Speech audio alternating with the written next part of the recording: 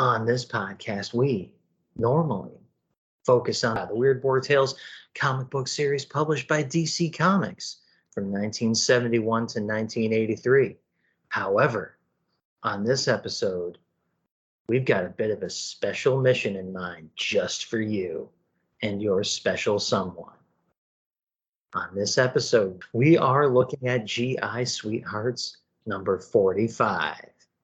But before we get down to it, a little retroactive history for you. Indeed. Welcome to the special mission of love.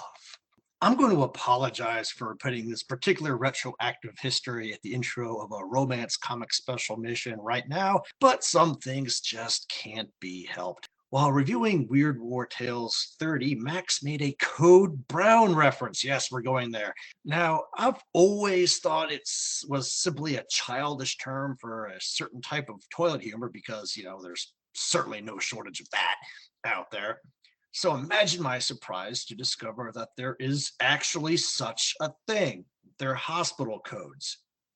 In Australia, it's for external emergencies, disaster, mass casualties, etc. In Canada, it's a spill of chemicals or hazardous materials. There you go. And in the US, it's for severe weather. There's a storm brewing joke there too, no doubt.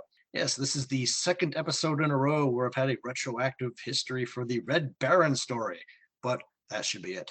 Thank God. And by the way, I found an actual Code Brown graphic for the US that you simply couldn't make up. It's already in the album. Moving on to the Intel report. Staying on theme by going a bit off the beaten path. Again, thanks to a comment Max made. Archie 1941 by Archie Comics, a 5-issue miniseries from September 2018. Script by Mark Waid and Brian Augustin, and art by Peter Krause. Archie has been around for over 75 years and has been through many significant moments in time, but never before have we seen the characters take on real-world events as they unfold. World War II is looming, and Archie and many young men from Riverdale are close to enlistment age. If you're a Riverdale teen, how would you cope with a looming world-changing event? And how do you and your parents respond when the war begins? Moving into the title details. Happy Valentine's Day, one and all. The title that would be GI Sweethearts began as Love Diary in September of 1949 under the Quality Comics banner. The next 30 issues, 2 through 31, were titled Love Diaries and ran from November of 1949 to April of 1953.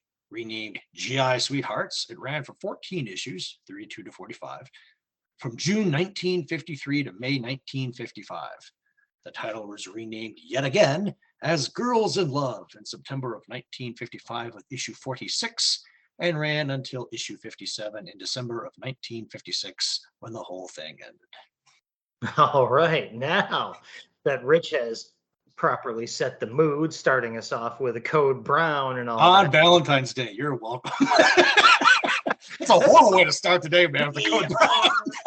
We are just romantics at heart and romantics at fart. There you go. I'll just go right for the fart joke. Why not?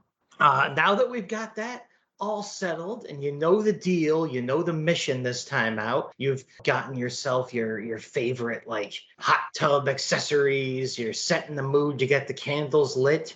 We'll give you time to get that all set up, get yourself into a groove, find your happy place. We'll play a little podcast promo for another sure to be very appropriately romantic show. And when we come back, it's date night on the Weird Warriors podcast. So which is the hottest Marvel character? Iron Man. Ant-Man. I can't decide between Professor X and Magneto, so both. Loki. Is Wolverine Marvel? What about White Tiger? What about White Tiger? Doc Samson. Huh? Star Fox. That's a video game. The girls go on a journey to determine every Marvel character's hotness in Ohatmu or Not, the official handbook of the Marvel Universe podcast you didn't know you wanted. Available on iTunes and at fireandwaterpodcast.com. And hey, we're back. Welcome to Valentine's Day on the Weird Warriors podcast. As we let you know before the promo there, we are taking a little side trip to GI Sweethearts number 45 this time around. And Rich is going to give you the cover detail. We have no record of the creative team, which is unfortunately going to be a trend this issue. But the price was 10 cents.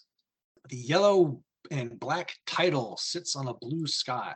Under the title, the tagline, "How could I tell the soldier I loved that I was duty bound to deceive?" In front of a row of buildings, a dressed-up GI watches in shock as a blonde woman in a black and red blouse and a charm bracelet kisses and embraces another man in a suit in the front seat of a green convertible. Tears are running down her cheeks as she thinks, "Don couldn't be expected to understand, and I'm sworn to secrecy and can't even explain." In a yellow box to the lower left, 3 other stories are listed. An impulsive promise, furlough masquerade, no place to live. Cover date, May 1955, but you already knew that if you were paying attention earlier. Killjoy, the GI, is wearing maroon tie that would actually be some shade of khaki. And I'm going to give Max the CNC here because I've been doing all the talking so far. All right, see? Romance comics are already wearing off on you. A fashion-based Killjoy. As for the cover overall, it's a great piece of work. I do feel that the buildings behind the GI are a bit stiffly drawn, and there's a lack of implied perspective that makes our GI look like a GI ant. But the title logo is a bit weird to my eyes too. It's nicely done. I like the dropped shadows behind the letters, but it just lacks any sort of flair to it that lets you know that this is a romance title. Sure, the drawings below take care of that all pretty well, but in a house ad featuring a bunch of logos, this one wouldn't give much of a visual impression of its genre, unlike, say, the Weird War Tales logo, which does a fine job of that all by itself. The drawings of the characters, however, are the focus here, and it's where all good romance comics shine.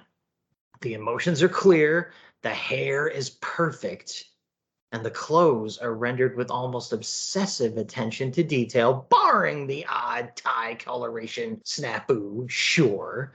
As I said, overall, really good stuff. Okay, I gotta keep being the military nerd here. Whoever drew the GI did a good job of it. Eisenhower jacket, garrison cap, branch devices on the collar. This is probably the first romance comic I have ever picked up, so I'm gonna have to stick with what I know, man. But hey, I like the 1950s angst here. Quick sidebar, and timing being everything, though, I did pick up Love Everlasting 4 by Image Comics off the comic store shelves last week. I'd already written the script, which was a full-length story about a World War I soldier finding love at a bistro during his leaves from the front. So I guess that's 2. First up, Furlough Masquerade, 8 pages, pencils possibly done by John Fort. That's all we know about the creators. Janet lives in a town near an army base. Most of the girls dated servicemen, and she was no exception, often enjoying the company of Lieutenant Tom Johnson and Corporal Paul Kent. Her heart belonged to no one, and she liked it that way. But one morning, riding her bike home from shopping, she almost runs down Private First Class Don Lansing and crashes into a row of hedges in the process. They can't help but laugh as he helps her up. Lansing escorts her home and asks her on a date to go ice skating the following night. She agrees. Picking her up, Lansing sees 2 framed photos of Johnson and Kent sitting on a table and mistakes them for her brothers. Janet awkwardly says they're just friends. Later, Janet is surprised to bump into Johnson at the rink, who had called her earlier looking for a date. She can't refuse Johnson a dance, but Lansing looks on with a hint of jealousy. After Lansing drives her home, Janet waits for a kiss goodnight, but instead he just walks her to her door. Lying in bed that night, she tries to analyze the evening's events. She realizes how much she likes Lansing already, but wants to play it coy. The next weekend at the Shore Club dance, Janet and Lansing are having a great time until Kent cuts in. Lansing is quiet on the drive home, and Janet decides from now on she'll refuse any other boy that tries to cut in. But almost a week goes by, and Janet doesn't hear from Lansing at all. She's getting frantic when she's surprised by the doorbell. It's Lansing, wearing the rank of Master Sergeant. He sweeps her into his arms and explains he'd stayed away because he wanted to surprise her with his promotion. Janet wonders about such a huge advancement, but as they go out to celebrate, her heart sings with joy. He loves her and she loves him. On their way back from lunch, they witness a motorcycle cut off a truck. The truck swerves off the road and hits a tree. They stop to help the driver, who's distraught. His boss will think he's too old to drive and will fire him.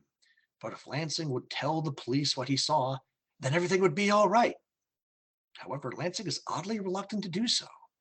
He drives the old man to the police station and drops him off so he can park the car. But Janet is shocked when Lansing abruptly speeds off. She doesn't understand why Lansing refuses to help with such a simple thing. After he drops her off at home, Janet weeps, wondering how she could have misjudged Lansing so badly.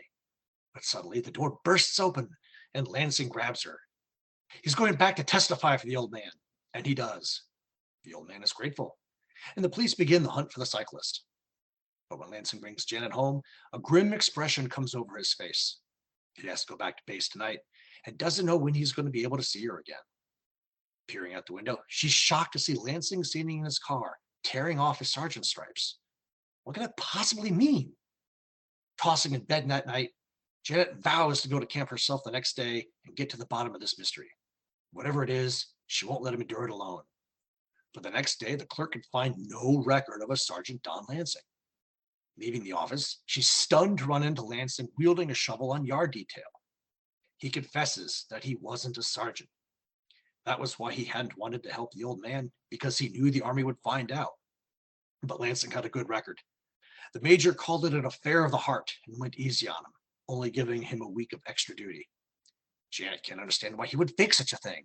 Lansing further explains that the other two bows both outranked him. What chance would a lowly PFC have? Janet throws her arms around him and proclaims it was him that she'd wanted all along. She doesn't care about rank. She just responded once he dared show her how deeply he cared. They kiss. And curtain. Killjoy!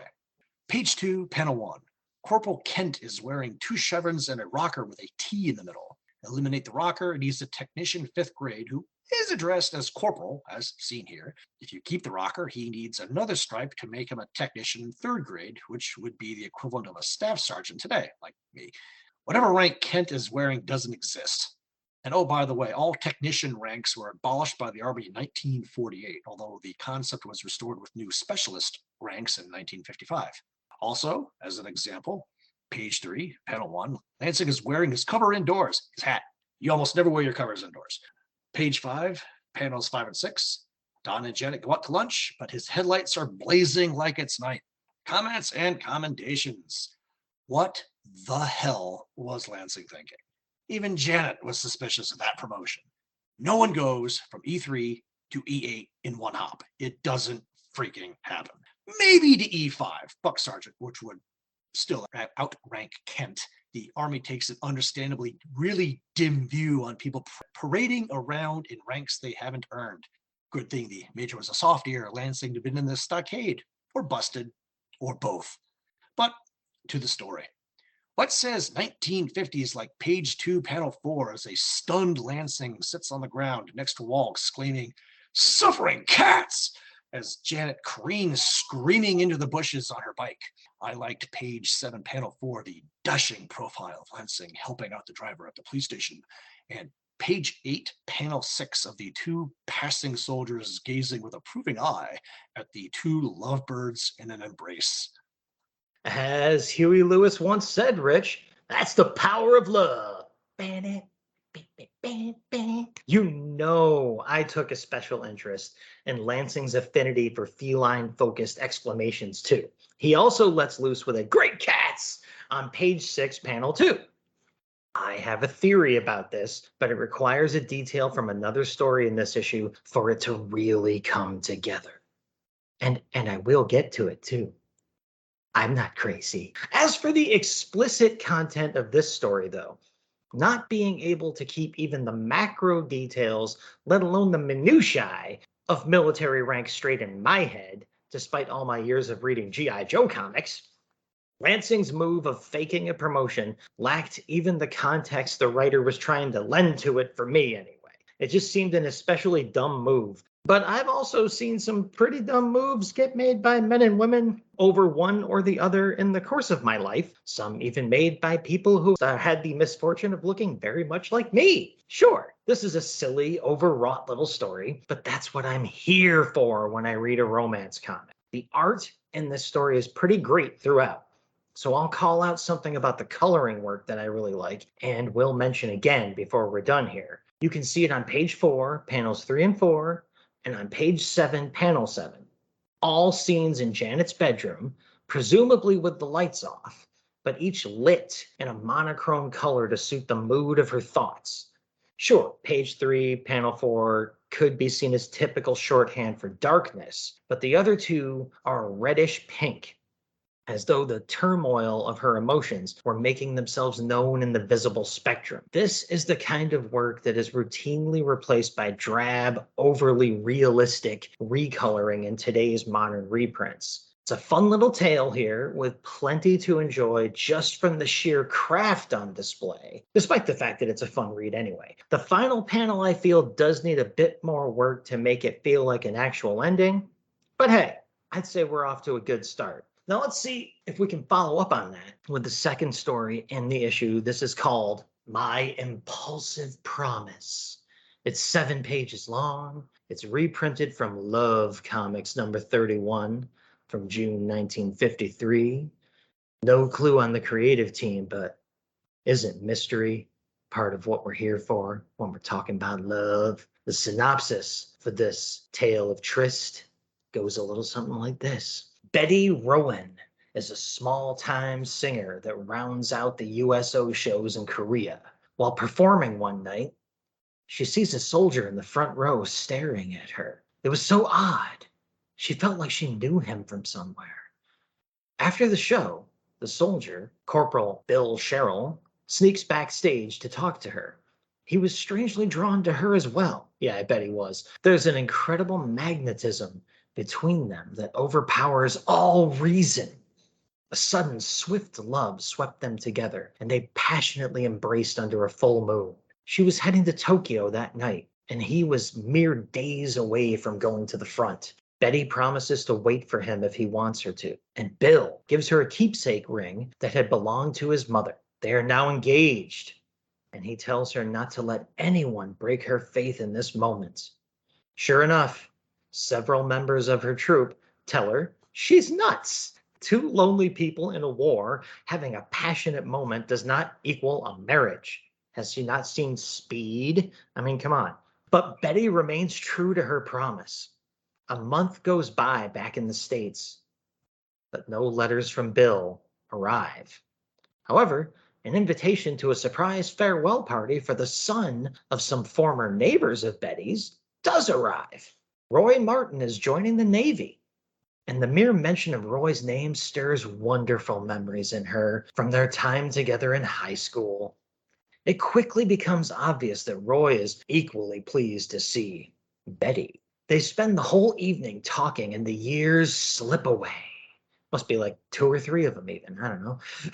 The casual goodbye kiss unleashes a surge of emotion in her. This was a man she had known and loved. Betty realizes she'd made a terrible mistake with Bill. Her friends were right. A whirlwind romance had swept her off her feet. She couldn't even remember what Bill looked like, and he still hadn't written. She loved Roy, but she had promised herself to Bill. When Roy asks Betty to marry him before he leaves for the coast, Betty's heart aches to accept. But what if Bill was lying sick in a hospital, relying on her promise to wait? Betty professes her love to Roy, but also says that she can't marry him and she can't explain why. Realizing he's getting the brush off, Roy picks up his sea bag and leaves. Tears run down Betty's cheeks as she watches Roy leave, wishing she could tell him the truth. Weeks pass, and still no letter from Bill. Betty is moody and depressed. But finally, a letter from Bill does arrive. In it, he admits they both acted like two people in a badly written romance novel or comic. In the heat of the moment, in dramatic wartime setting, he had even forgotten the girl he was supposed to marry when he got home. He begged for Betty's forgiveness. No jilted woman had ever been happier. Betty sends Bill's ring and a friendly letter back out immediately, and when Roy comes home on his first furlough, Betty tells him that she will marry him now. Roy is confused, but immediately takes her back, because we're in a romance comic, people. Betty knows a minister that specializes in furlough weddings. And they need a dramatic backdrop for romance because theirs was real love. And of course, since we finally have some real love going on here and a happy ending, Rich is going to swoop in and killjoy it all. It's the title of the bit. Corporal Cheryl is wearing sergeant stripes on page 2, panel 6. But other than that, Max. Okay, fine. We'll look at it. I'm sure I believe you. All right. So, for his comments and commendations for this one from me, this story turns up the romance comics and the old comics man dial quite a bit from the first one. But young lovers making outrageous pacts with each other? Check. Sudden twists and misunderstandings leading to unnecessary turmoil? You bet. Extremely convenient resolution, and how? This is a simply iconic example of the genre, and it was a fun one to read through too. The art, of course, was excellent, and I'll call out the silent clinch shot. It's a romance comic, folks. There's a lot of them in here. On page 2, panel 4, which is downright gothic in composition and execution, and even more so than the first story, this is where the title shows its Love Diaries roots. Reprint from another series or no, with purple prose peppering the spaces between the panels all over the place. As for the old comics man bell, sure, it ringeth all over this book, but it's just a little bit louder on page 4, panel 2, where Roy says to Betty, "That's not the way old friends say goodbye, is it? Here, let me have something to remember." And, Betty acquiesces and says, "Of course, Roy, just for old time's sake," and Roy plants one on her. So, the mores of the time are a little bit different. That's not the way friends say goodbye. Yeah, I'm pretty sure it is, buddy. Just say goodbye and then you don't grab the person and press your lips onto their mouth. But hey, 1950s, right? I also have to call out most of page 7, which is just packed with stuff I liked. Panel 2, a fine example of something that reprehensible Roy Lichtenstein would have surely stolen from one of his own works of art if he'd seen it. Panel 4, Betty's "Hooray, I've been jilted" pose, just excellent. And panel 7 has more of that monochrome mood coloring that I mentioned before. And hey, did anyone else notice the little kid trying to get run over by a Jeep on page 3, panel 2? Very entertaining stuff. And I mean, the kid probably made it, I guess. We'll never know. But yeah, going back to your page 2, panel 4, the Gothic one, there's a century in the background when the two lovers are in their passionate embrace, which just completely adds to the power of that panel. That is a great panel. But yeah, the splash page is epic. A guilty looking dressed up Betty in Roy's arms on a storm swept night, with the image of Bill in the clouds sternly reminding her that she'd promised to wait for him, might be the best panel in the whole book. And a writing call out, page 4, panel 3. This was a man I'd known and loved. This was a man whose pounding heart told me he had never forgotten his love for me. Whew! These high school crushes re-entering your life at a later stage can have a devastating effect on you. And the advent of social media in this day and age has drastically enabled such reunions. So I shall continue on to the next tale of love. I just want to say, I've never heard of such a thing happening. Social media causing problems like that? Oh no. Sure. Divorces have like tripled since social media has come on the Hey, scene and old lovers have found each other. No, social media, nothing but a positive development. It's just made the world better. Oh, yeah, sure. Some alternate reality. But hey, speaking of which, Duty Bound to Deceive. It's our cover story. 8 pages, reprinted from Love Comics #9 from May 1951. Guess what? No clue on the creative team. Private First Class Don Foley is the darling of Patsy Lang. They're madly in love, and she promises to wait for him as he serves in the army. But she's a patriotic girl that wants to do her part. So she's gotten a job with the Kelsey Defense Plant.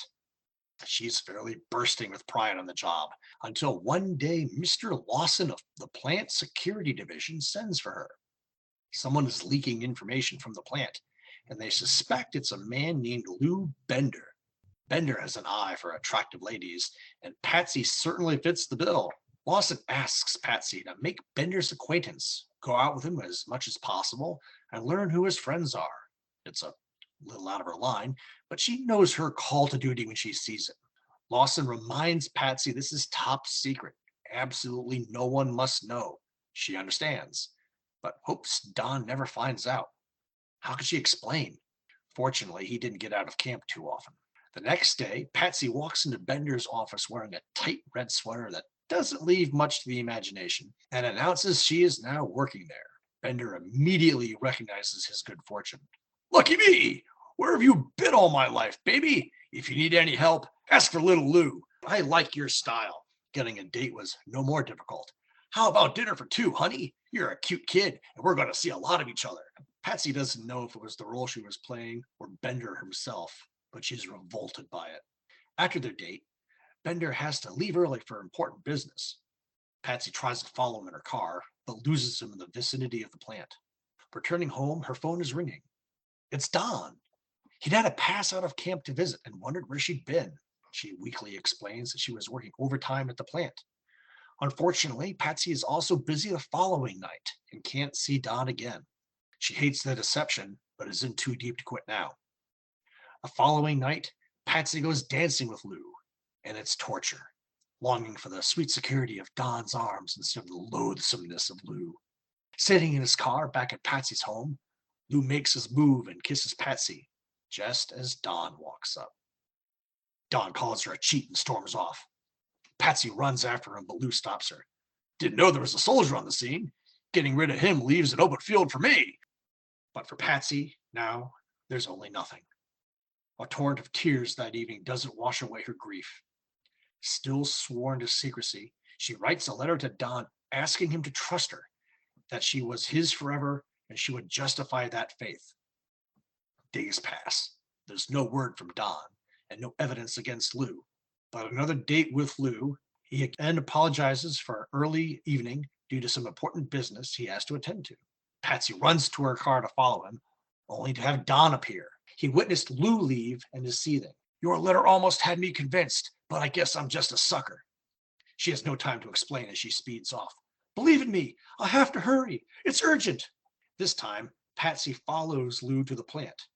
There's no business going on at that hour. Hurrying after Lou on foot, she plows headlong into him and knocks an armload of classified documents to the ground. It's true, she exclaims. You're stealing plans for the new field gun. You're the one that's been giving out the information. So that's your game, you snooping little spy. You'll never get the chance to squeal. I'll shut you up for good for being a double-crossing dame. He grabs her by the throat and begins to strangle her. But Don comes charging in with 2 policemen in tow. A savage right to the chin knocks Bender away from Patsy, and the policemen take him into custody. Don had followed in a cab once he realized something was wrong. Back at home, Patsy tells Don the whole story and teases him to remember that Patsy Lang will always be waiting for him. But Don doesn't want Patsy Lang. The girl he wants is Mrs. Don Foley. Killjoy. The patch Foley is wearing belongs to the China-Burma India Theater, CBI, or derisively, Confused Bastards in India, a stateside PFC wearing a patch 1951 from the reprint for an overseas theater that stopped being passed out in October of 45 is stunningly unlikely. Page 6, panel 1 isn't perfect, but it's the best of the patch's appearances in the story. Max also has something to say about that particular panel later on. Comments and commendations. In the military, we call the guys that stay at home and move in on our girls while we're away serving the country Jody. They're constantly referenced in derogatory ways in what used to be called Jody calls or cadences, usually in very colorful terms. In today's kinder, gentler military, cadences have been cleaned up, but you can still catch them in movies like Full Metal Jacket and Stripes.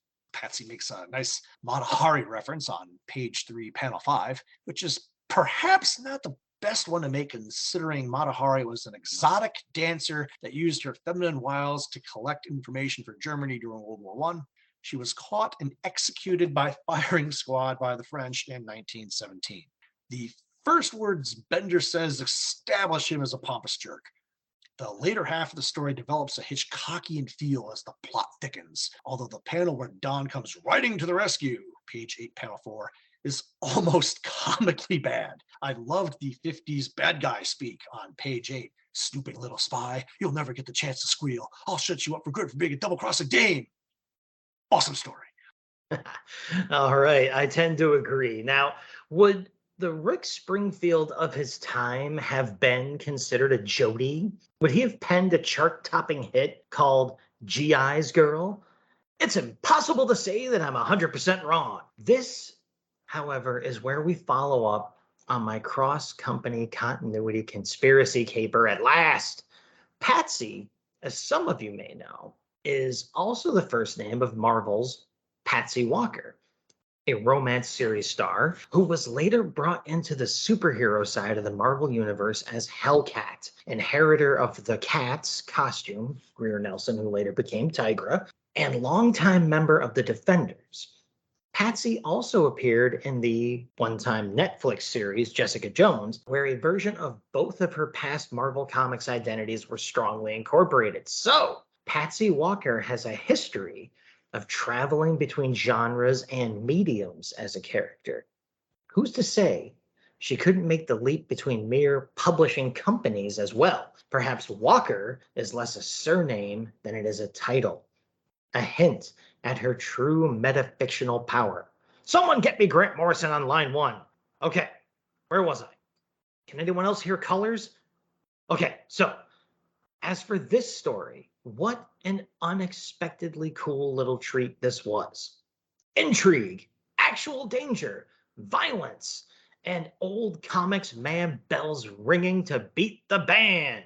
Craft-wise, we're hit early with some great examples of that unrealistic coloring that I love so much. On page 2, panels 1 and 3, and panel 4 on that page, Don's hand behind Patsy's back looks a little weird with the pinky out going on there. Just a weird choice. The honey trap plot walks hand in hand with a sexual harassment case, of course, in modern parlance, as seen on page 3. Patsy's boss is like, look, you're hot, so we figure we'll put you in some danger, see? In the next panel, Patsy refers to herself as the designing female, which threw me a bit, as I'd only heard that phrase before from the 80s, 90s designing women sitcom, which I only watched some of, as it was fine, but it was no Golden Girls by a long shot. I actually looked it up, and apparently designing was used to mean artful and scheming, conniving and crafty, and probably most often combined with the mention of a woman or female immediately afterward because, you know, sexism. As Rich mentioned, Blue wastes no time from the very moment of his debut, making it clear that he is a scumbag, baby, and grabbing that old man, or old comics man bell and shaking it like someone told him it would grant him 3 wishes. Just a total classic heel through and through. I got a kick out of the diary entry on page 4 between panels 4 and 5, where Patsy bemoans having to suffer the loathsomeness of Lou. On page 6, panel 1, Patty pulls off 2/3 of a romance comic hat trick by getting called a temptress and a cheat by 2 different men in one panel. Excellent stuff. On page 8, panel 3, Lou tries to strangle her while threatening to end her life, as if his intentions weren't clear. Was this reprinted from an EC comic? Just something else to see, really. I was like, he's actually trying to kill her. It's kind of surprising. And on page 7, I have no less than 3 art spotlights to call out. Panels 2 and 3 are nice and moody and would work well in a horror comic.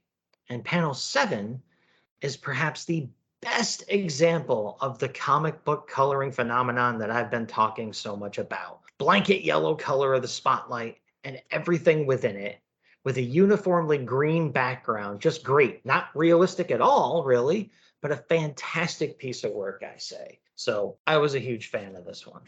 Next up, it's a little text story that Max historically does not read, and I historically do. And yeah, we're going to cover it as quickly as possible. He Deserted Me, a 7/8 of a page text story. In a nutshell, Nora is engaged to Jerry, but she falls in love with Mitch, 15 years her senior, and starts dating him on the side. Jerry finds out about it and angrily tells Nora that Mitch is engaged to marry General Doig's daughter. She doesn't believe him, but it turns out to be true. Nora realizes her mistake and returns to Jerry. Sheesh. Yeah, that sounds like I was really missing out on something there. Woo! Those Yeah. things are so good. That's a minute and a half of my life I'm not getting back. Oh my God, indeed. All right, so we're going to the closing story here. It's called No Place to Love. It's 5 pages long. It's reprinted from Diary Loves number 31 from April 1953.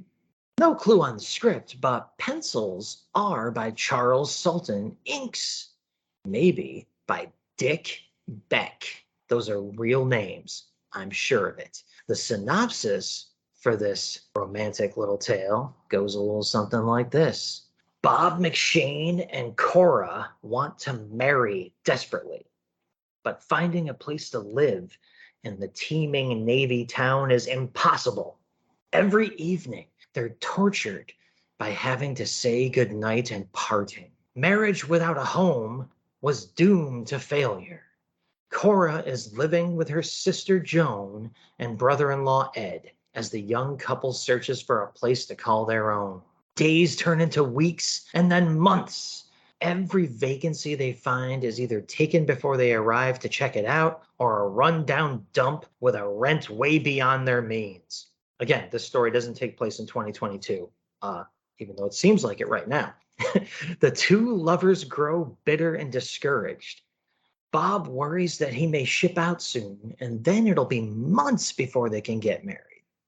He begins to wonder if it's worth the agony, and Cora begs him to be patient. If you loved me, nothing would make you give up. So now I don't love you? Why didn't you tell me a long time ago? You'll probably have no trouble finding some guy in civvies who can pay those fancy rents, he says. Cora bursts into tears and demands Bob go away and leave her alone, which he does. She cries herself to sleep that night. 2 weeks go by, and she hears nothing from Bob. Her brother-in-law Ed says that Bob probably has a girl in every port. In fact, just that afternoon, he'd seen Bob running around with a blonde that would make any man smile, while his own wife is sitting right there. Okay, so Cora doesn't want to believe it, but Joan agrees. Yeah, go figure. It was odd. So much time had passed, and Bob hadn't called. Maybe it was true, and Bob had moved on. If so, Cora should too. But she couldn't stay in town and be haunted by the memories of Bob. She had to leave and packed her things that afternoon. Joan tries to convince her to stay, but the town is just too small for 2 people in love. Cora hates it here, despite having nowhere else to go. She goes to the train station and is about to buy a ticket to Chicago when Bob runs up to her. Cora is, despite her mood, pleased to see him. Joan had told Bob where she was, and Ed had asked about the blonde. The blonde, it turns out, had been a real estate agent who had found Bob and Cora a 1-room apartment for only $40 a month. Come on, sweet. We're getting married and then we're going home. Home, a place where Bob and I can be alone in to share our love. Who would ever have thought heaven could be rented for only $40 a month? The end. Killjoy. Navy ranks and rates confuse the hell out of me. McShane is wearing 3 diagonal red stripes on his right shoulder. It took me a while for me to learn that represents a fireman, an E3 Seaman First Class. Just as I'm about to let it go, I realize the stripes are angled in the wrong direction. Page 2, panel 6. The low end of the stripes should be facing behind him, not in front. Yeah, the guy in charge of drawing all these patches in this comic really needs to study. Little comments and commendations. For the first time ever, all of my call-outs are for writing, not art. Men are always full of good advice, Cora. You can always count on your brother-in-law to solve your love problems. Oof! The 50s. Page 3, panel 6. But that pales to page 4, panel 6. If Ed had told me Bob was dead, I couldn't have suffered more. But to realize he had dismissed me from his heart, to know that another woman was thrilling to his kisses, that was more than my anguished heart could endure. Oh man, I love it. Yeah, this one pulls out the stops in a lot of ways. So for my comments and commendations, I'd just like to say that no place to love killed me right from the title on forward. Even as deeply rooted in the mores of the past that the basic premise of this story definitely is, I saw some surprisingly modern stuff creeping in around the edges. The definite opinion that all landlords are scum, page 2, panels 1, 2, and 3. And on page 3, panels 5 and 6, we got Ed, the brother-in-law, being a total prick. But Cora's sis steps in with a line that you read, but I read with total sarcasm, nearly worthy of Alice from the Honeymooners. She was kind of giving it to Ed there, and I kind of love that. The art is good throughout, but maybe the least impressive work in the issue, kind of driving Rich to look more at the writing, except for that opening splash panel, which is really well drawn. Still good stuff, of course, all throughout, but not as stellar as the preceding work. I'm just glad that those 2 crazy kids finally found a place to share their love. Final panel. Side note, maybe don't call the woman that your girl thought you had left her for both beautiful and cute in the 2 panels right before the end of the story, eh, Bob? Jeez. All right. That's the last story. There's no letters page. Maybe we would have called it Love Notes, Dear John. It could have done something with it. So with the stories out of the way, we're gonna move on to our first set of spotlighted ads in a romance comic, and Rich is gonna kick it off. 1950s romance comic attracts a different type of breed when it comes to the ads. Lots of spots for dresses and jewelry. On the bottom half of the inside back cover are a bunch of newspaper type help wanted ads. There were some gems in there. But sweet Jesus, for the freaking win, maybe for the whole podcast. Raise earthworms! Terrific profits! Get essential information plus story. An earthworm turned his life. Send dime. Earthmaster System 21E El Monte, California. Oh my God. In the name of everything that is holy, someone has to find me that. Oh, geez. And I left it for Max and he let me down. No surprise there. So I had to come around for a second ad. Friends, here's how to get, at almost no cost, your new real live miniature dog. I'll be happy to send you without paying a penny this lovable young miniature dog that is so tiny when even fully grown you can carry it in your pocket or hold it in one hand, yet it barks and is a reliable watchdog as well as a pet. You can keep it in a shoebox and enjoy many amusing hours teaching it tricks. Active, healthy, intelligent, and clean. Simply hand out only 20 Get Acquainted coupons to friends and relatives to help us get that many new customers as per our premium letter. I enjoy my own lively, tiny dog so much. It is such a wonderful company that I'm sure you'll simply love one yourself. Please send me your favorite snapshot photo or Kodak picture when writing for your miniature dog. We will make you a beautiful 5x7-inch enlargement in a handsome movie tone frame so you can tell your friends about your bargain hand-colored enlargements when handing out the Get Acquainted coupons free. Just mail me your favorite snapshot, print or negative now, and pay the postman only 19 cents plus postage when your treasured enlargement arrives. And I'll include the movie tone frame at no extra cost. Limit of 2 per any one person. Your original returned with your enlargement and frame. Also include the color of hair and eyes with each picture, so I can also give you our bargain offer on a second enlargement artfully hand-colored in oils for natural beauty, sparkle, and life, like we have done for thousands of others. I'm so anxious to send you a miniature dog that I hope you will send me your name, address, and favorite snapshot right away and get your 20 enlargement coupons to hand out free. Mrs. Ruth Long, gift manager. So what is this exactly? Send us your favorite black and white photo of you with pertinent details, and we'll colorize it, include a cheap cardboard frame, and as an aside, here's a dog? Wait, what? Supply limited. Yeah, I bet.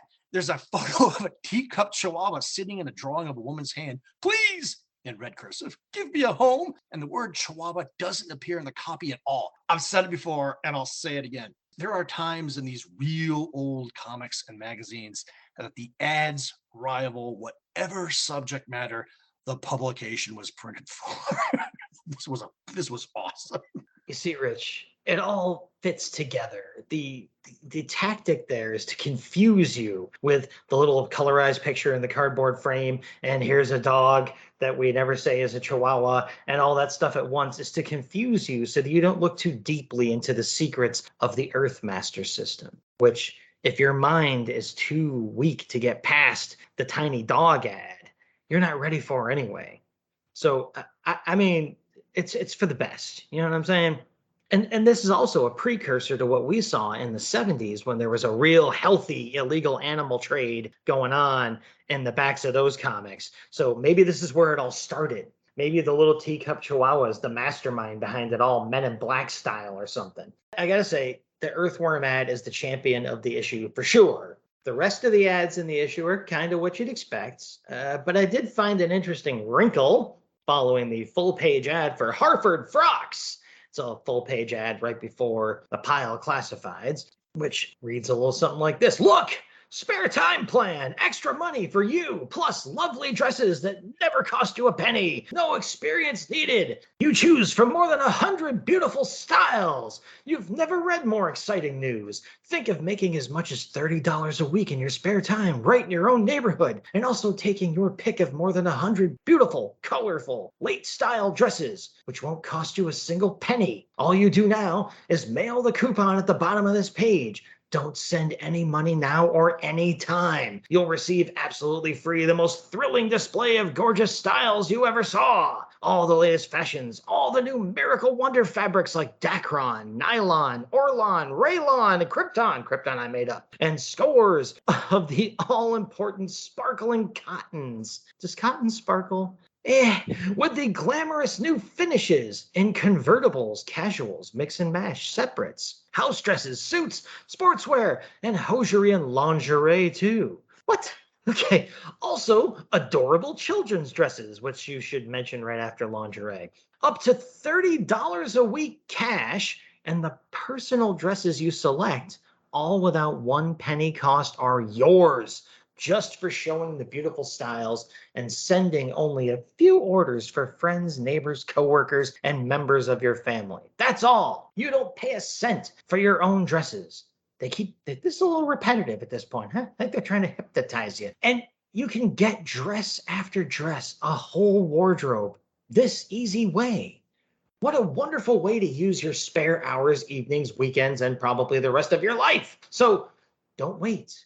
Just mail the coupon and everything you need will be rushed to you post-paid. And did we mention absolutely free? There's testimonials down there. There's all these really cool drawings of really happy looking, likely very drugged up 50s housewives in these free dresses that look impossibly glamorous, but are probably made of paper mache. There's a little thing on the bottom for Harford Frocks Incorporated, Department N3140, Cincinnati 25, Ohio. I don't know. Cincinnati 25, I don't know. They're in Ohio. And then you mail away for this thing, and they start sending you dresses that you have to pyramid scheme your friends into buying. And I'm not sure what the end game is here. But after that exhaustive, explosively written ad, after that big, indulgent full-page screed, on the page of classifieds following, featuring the Earthworm offer, we have this sneaky little follow-up buried on that page. It says, amazing. Extra money plan gives you gorgeous dress without penny cost. Oddly edited there. Rush name today with dress size. Harford, Department N2180, Cincinnati 25, Ohio. It seems like an odd kind of two-pronged offensive going on there. If the big ad seems too splashy to be trusted, how about we sneak in a rather modest-looking little classified to catch them off guard? There is something truly fishy going on with these frocks here, people. But we don't have time to figure out all of that now. We're going to move on, as we like to do, from a giant confusing mess like that to a little section that we call Got Any Last Words? Well, of course we do. Have we done a show yet where we haven't? Just like the Next 5 conglomeration we did a couple of episodes ago, this one took a while to create a script for.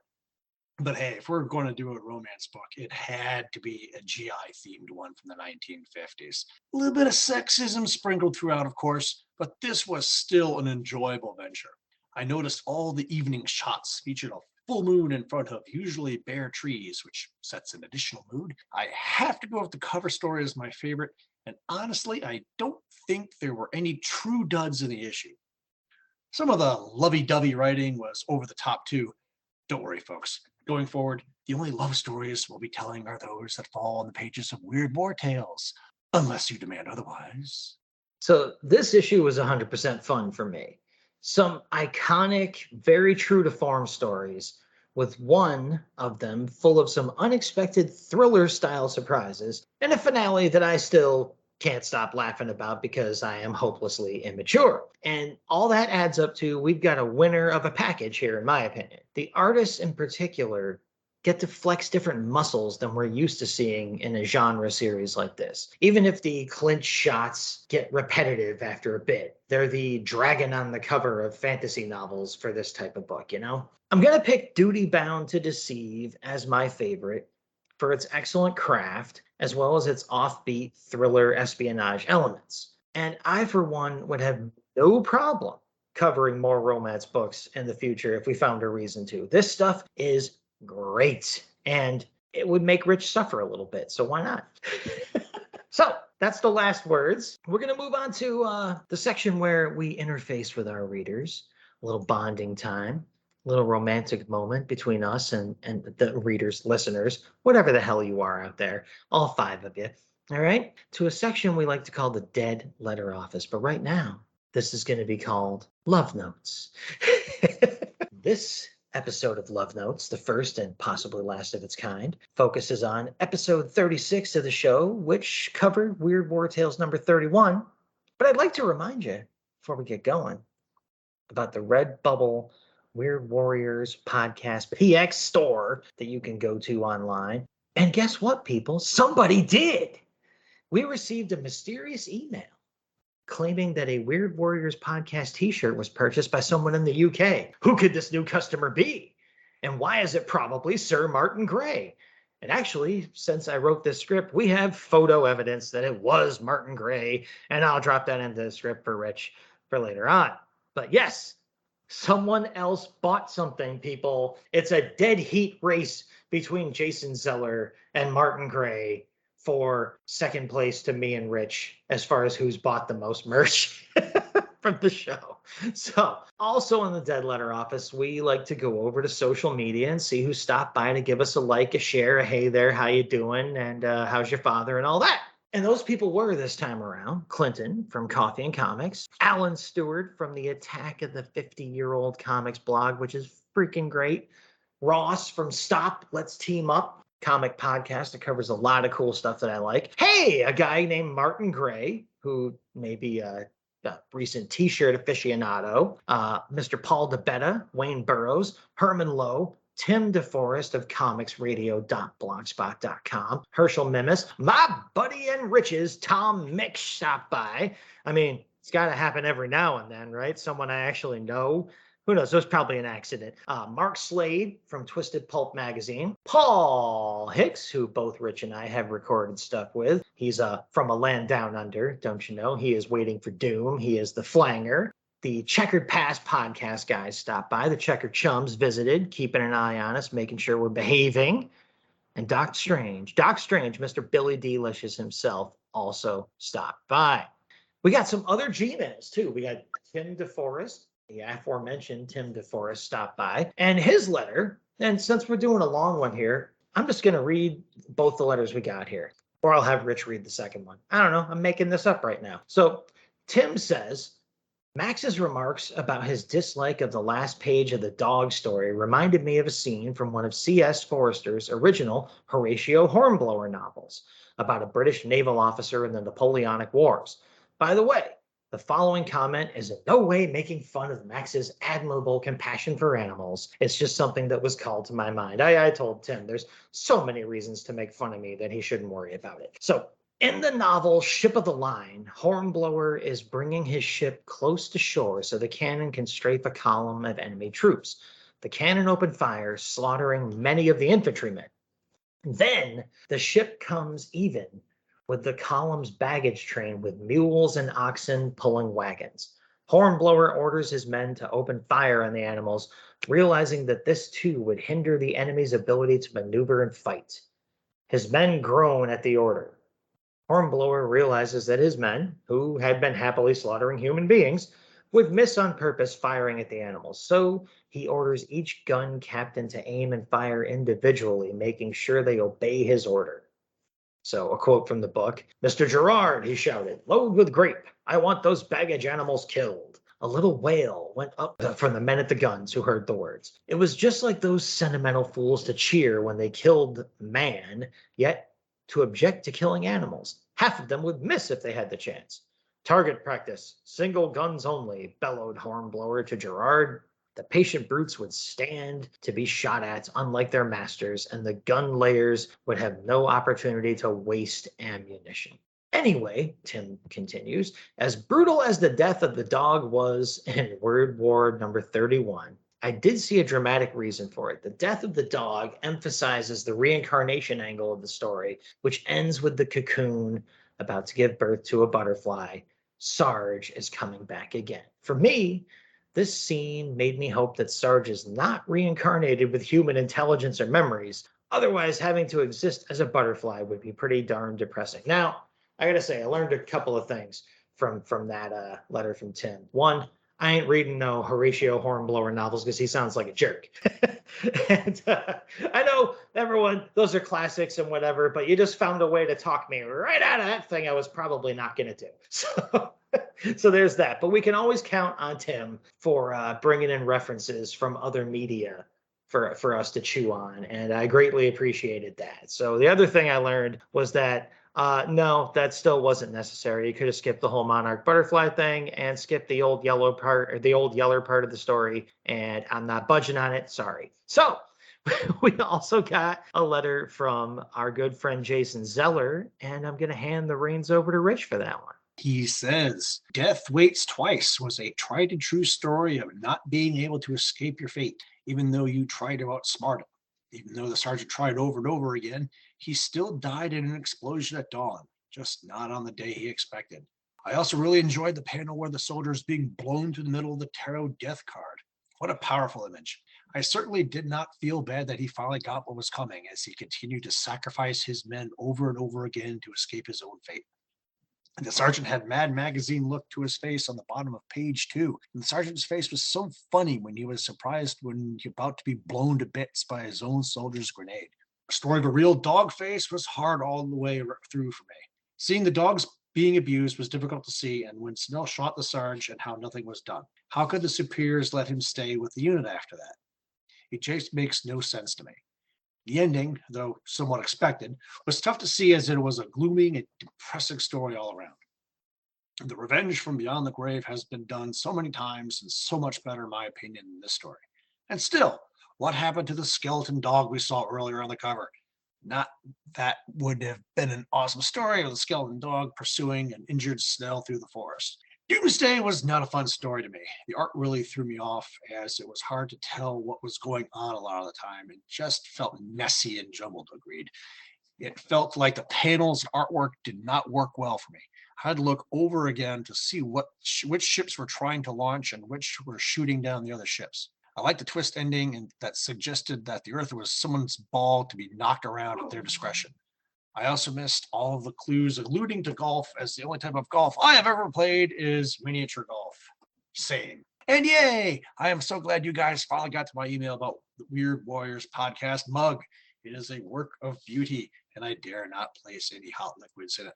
Hey, I use mine all the time, so don't worry about it. If you hand wash it, if you're really, really worried about it, don't put it in the dishwasher. But I've been putting mine in the dishwasher, and it's been fine. So, hey, you do you. Hey, kid tested, podcaster approved.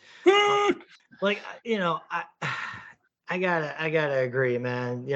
That Doomsday was just a mess. Everyone knows that. That was the only time I didn't like that artist's art.